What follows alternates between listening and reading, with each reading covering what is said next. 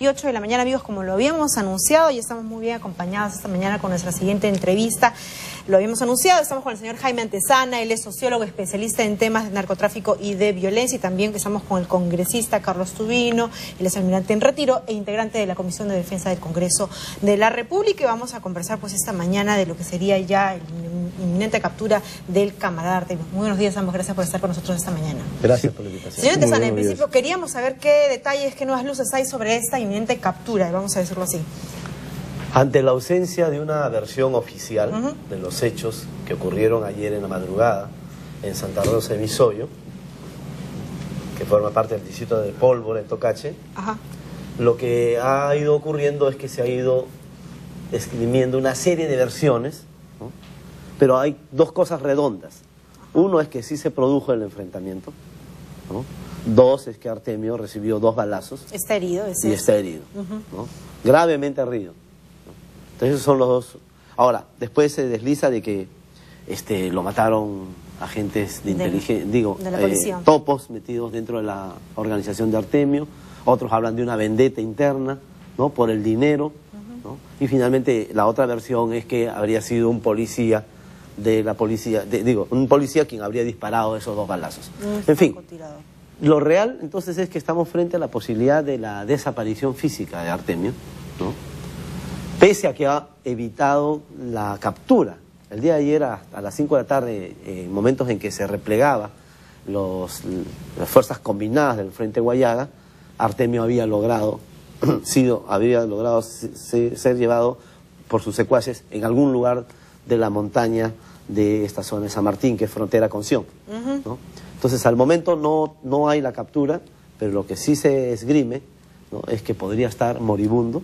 Claro. O incluso podría haber muerto. Claro, son una serie de versiones. Congresista Tubino, a su entender y en su experiencia, ¿no? Se habla incluso de que en efecto él ha sido herido, y que ha habido un enfrentamiento que incluso pues no fue de alguna manera entregado, hubo un mismo enfrentamiento con los suyos, ¿no?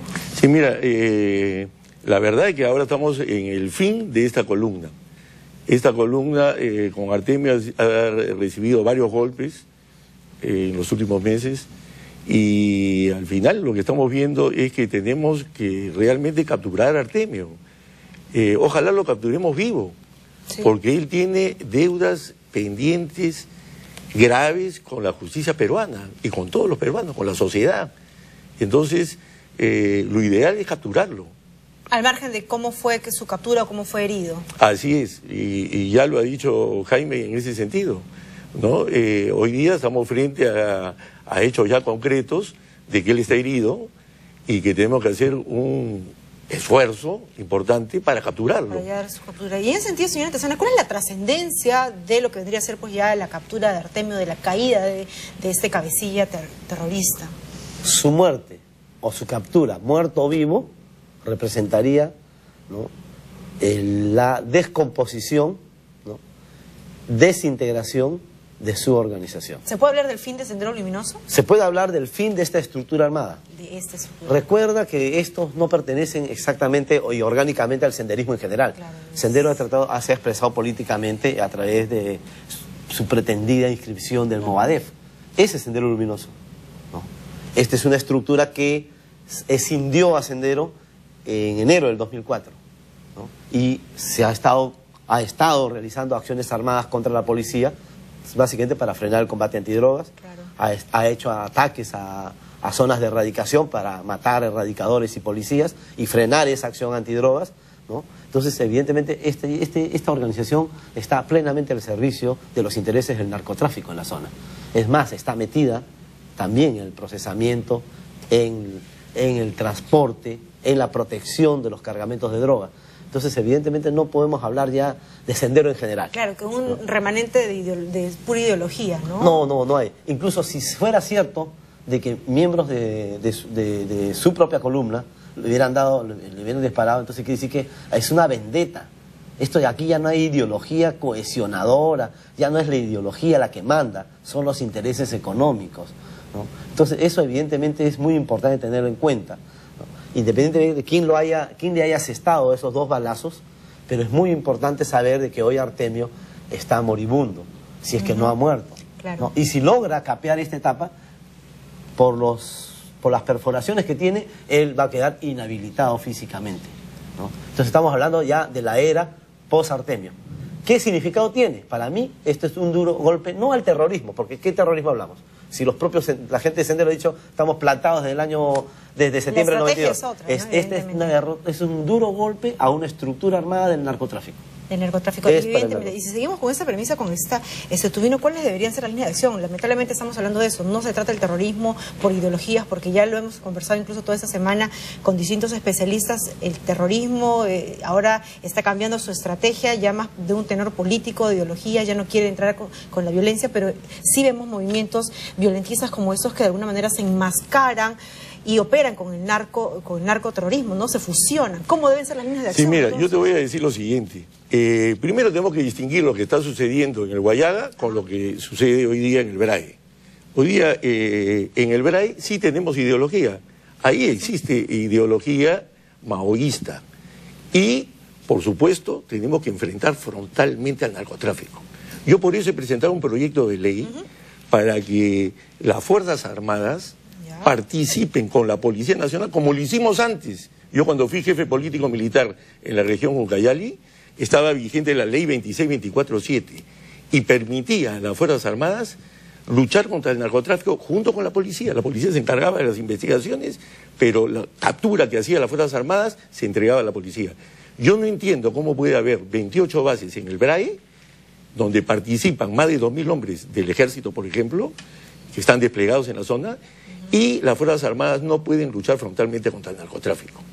Entonces, y lo mismo tenemos hoy día en el Guayaga. Hoy día, desaparecido Artemio, capturado Artemio, tenemos el tema pendiente, la lucha contra el narcotráfico en estos valles cocaleros. Que es más complejo, por eso el poder económico, ¿no? Pero tenemos que tomar decisiones y tenemos que romper paradigmas y preconceptos.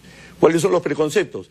No, las Fuerzas Armadas no deben participar porque hubo actos de corrupción en la década de los 80, entonces no deben participar ahora. Yo rechazo esa forma de pensar, porque acá lo que hay que hacer es ir y luchar frontalmente contra el narcotráfico. En el BRAE solamente hay una base de la Dinandro en Palmapampa. Y eso nos obliga a pensar que se necesita pues una imperiosa presencia del Estado en el lugar, me imagino. Pero por supuesto, y atacarlo por diversos sectores, ¿no? Claro que sí. Mira, yo tengo lo siguiente, esto es bien sencillo de ver. Esto es, por ejemplo, un vehículo. Este es el vehículo de la pacificación del BRAE. No solo las Fuerzas Armadas y la Policía Nacional no tienen que hacer un solo tipo de operaciones. Tenemos que hacer 4 tipos de operaciones. Y esos 4 tipos de operaciones tienen que hacerse con la misma intensidad. Igual que un carro, que cuando tú quieres circular en un vehículo tiene que tener 4 llantas bien infladas, acá nosotros tenemos que hacer 4 tipos de operaciones. Las líneas de acción. Claro, mira, muy rápido. Operaciones puntuales, que son operaciones que se deben hacer contra los blancos de alto valor, como en este caso Artemio, o los dirigentes. Los dirigentes o cabecillas. Así es. Luego tienes operaciones de control territorial. Es decir, tú tienes un despliegue de 28 bases en el BRAE que tienen que tener los efectivos adecuados para poder hacer patrullaje, recoger inteligencia en sus áreas de influencia. Luego tienes la lucha contra el narcotráfico, otra llanta. Esa llanta está desinflada hoy día en los valles cocaleros. La lucha contra el narcotráfico y los resultados que tenemos hasta hoy son muy bajos. El Perú solo decomisa el 7% de la cocaína que produce, mientras Colombia hace un 43% de decomisos. ¿Y las operaciones humanitarias vendría a ser ya todo lo que vendría a ser presencia del Estado con sus programas sociales? No, si me disculpas, entonces, las operaciones humanitarias son las operaciones humanitarias que tienen que hacer las Fuerzas Armadas y la policía, porque esta línea de acción, este desarrollo, está dentro de lo siguiente, que las Fuerzas Armadas y la policía tienen una línea de acción. Acá está el Estado. Son 4. Claro, es un trabajo transversal y articulado, pero por lo pronto, hasta que no se consiga eso, ¿qué hacemos en zonas en donde de repente por mucho tiempo pues está operando el narcotráfico? Los mismos, hay muchos campesinos que se están dedicando pues al cultivo ilegal de la hoja de coca. Obviamente a ellos no les conviene de repente por ahí el ingreso de las Fuerzas Armadas, porque eso significaría la erradicación de sus cultivos de manera ilegal. Entonces defienden obviamente pues a quienes no deberían defendernos. Se ha hecho como un matrimonio ilegal, pues, ¿no? El narco, el campesino. Y continúa, es un círculo vicioso. No hay experiencia más importante de integración de un grupo armado al narcotráfico que en el caso del Valle Río Apurímac. Sería bueno que nos informemos desde cuándo Víctor Quispe Palomino, alias José, es narcotraficante. ¿Cuándo trabajó con el narcotraficante La Loba? ¿Cuándo trabajó para los colombianos? Él como posero. Eso fue antes de esta época. Y ahora esta organización y el propio Víctor Quispe Palomino tiene sus laboratorios. La ideología está siendo macerada en las pozas de maceración. O sea, no solamente esto no es un proyecto ideológico. ¿Quién va a creer en la guerra popular democrática, en la resistencia nacional antiimperialista? Esto es una guerra económica. Esto es un bisoñé. Esta es una estructura armada que está metida hasta los tuétanos, está lavando activos, está invirtiendo 90 millones en un empresario muy importante. Va a salir el destape, va a salir. Y es importante entender la naturaleza del problema que entendemos. ¿Quién es hoy el enemigo principal del Perú, del desarrollo económico, de la gobernabilidad, de la seguridad nacional? El narcotráfico, no el terrorismo. Entonces, entendiendo claramente eso, entonces tenemos que definir las políticas que hay que hacer. Creo que una política es contra el narcotráfico y el enfoque que debe tener es de desarrollo. Ahí se articulan control de los insumos químicos, la lucha contra el lavado de activos, la erradicación y otras acciones transversales. En ese campo, ¿cuál es la función de las Fuerzas Armadas? No es de dirigir todo esto, porque esto es una labor multisectorial. Y transversal. Entonces se necesita que las Fuerzas Armadas definir su campo claramente de acción. Su responsabilidad es desarticular la organización armada de Víctor Quispe Palomino en los campos de la táctica, la estrategia militar. Esa es su responsabilidad. Y colaborar con la lucha antidrogas. Pero no puede tener la responsabilidad. En el Perú hemos tenido, en los 80, se enfrentó el crimen político de un proyecto ideológico totalitario como el senderismo con las Fuerzas Armadas. ¿Y por qué? Porque llegamos a una situación de excepción. La policía fue derrotada. Hoy todavía no estamos en esa situación.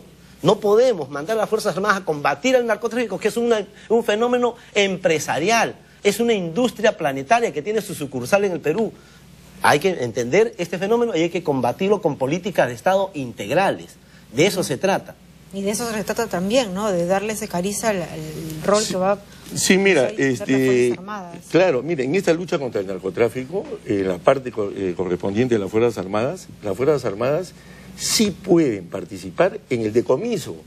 Por eso en el proyecto de ley que yo he presentado, habla solamente de la participación de las Fuerzas Armadas en zonas declaradas en estado de emergencia. Y mira, muy rápido, dice, cuando mide la presencia de las Fuerzas Armadas en zonas declaradas en emergencia, estén o no a cargo del control del orden interno, estas están facultadas para perseguir y detener a los implicados en las actividades relativas al delito de tráfico ilícito de drogas, debiendo poner de inmediato a los detenidos a disposición de la dependencia policial pertinente más cercana. No es las Fuerzas Armadas que se responsabilizan de las investigaciones, etcétera. Simplemente, si tú te cruzas con narcotráfico, lo detienes inmediatamente. No tienes que buscar a la policía para que lo haga. Claro. Y eso es lo que hoy día está deteniendo la acción Hay un rol en el cual narcotráfico. pueden participar más lo de las Fuerzas Armadas, ¿no? Pero en definitiva, como bien ha señalado el sociólogo Antesana, es un trabajo transversal de muchos sectores y es cierto, ¿no? Es un problema bastante complejo. Claro, nos llama esta inminente captura del camarada Artemio, no ser triunfalistas, sino a ver de que las cosas están avanzando, pero aún hay trabajo de por medio y muchísimo que hacer. Y por el lado del narcoterrorismo, que al final es lo que preocupa, un problema mucho más complejo. Yo le agradezco a ambos por habernos acompañado esta mañana. Sin duda, pues los vamos a tener nuevamente porque este tema todavía pues da para más y vamos a seguro ver más titulares respecto a este tema. Gracias a ambos por habernos acompañado esta mañana. Si me permites, sí, un saludo especial al pueblo cayalino. Soy su representante en el Congreso y siempre lo hago. Está muy bien. Trabajando entonces por los ucranianos, como así, y por todos los peruanos. Bien, 7:42 de la mañana, amigos, momento de hacer una nueva pausa en el programa. No se mueva, regresamos con la información económica.